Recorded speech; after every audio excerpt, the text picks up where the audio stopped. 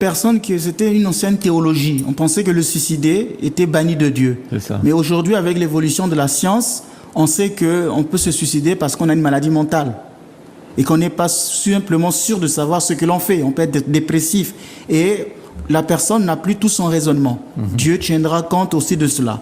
Et vous savez qu'il ne faut jamais juger un pécheur parce qu'on ne connaît pas toutes les intentions qui se cachent derrière les actions des hommes.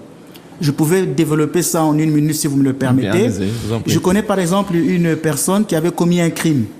Tout le monde l'a jugé en disant qu'il est meurtrier. Mais quand on a fait des études sur son passé, on a découvert que sa maman était souvent battue par son père et que l'enfant voyait sa maman être battue par son père. 20 ans après, il vivait chez son oncle. Et son oncle faisait la même chose, battait sa femme, donc la femme de son oncle.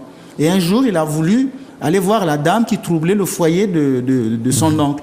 Et en allant voir la dame, il lui a donné la mort. En fait, il reproduisait la vengeance qu'il avait depuis son enfance par rapport à sa maman, mais de manière inconsciente.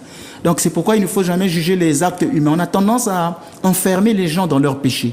Et ça, le Christ ne le fait pas. Dans l'Évangile, une femme adultère arrive, et Jésus ne l'enferme pas dans son péché, le pardonne. Et nous, on a tendance à enfermer les gens dans leur péché parce que dans ce texte, on dit femme adultère.